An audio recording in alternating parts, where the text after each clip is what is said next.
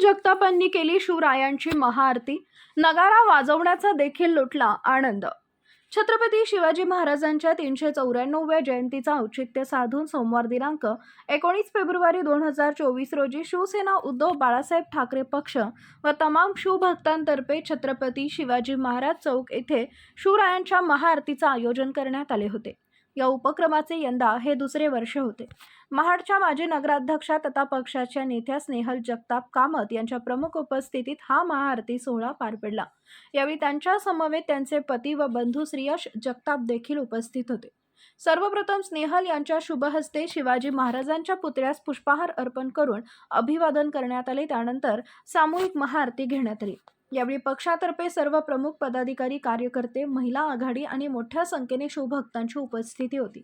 यावेळी स्नेहल यांनी नगारा वाजवण्याचा देखील मनमुराद आनंद लुटला।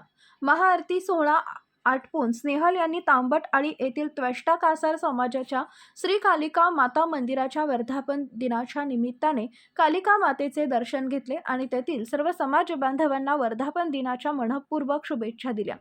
याच दिवसाच्या निमित्ताने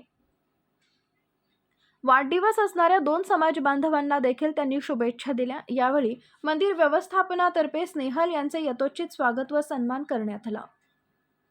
ब्युरो रिपोर्ट, तेज मराठी न्यूज, महाड, रायगड।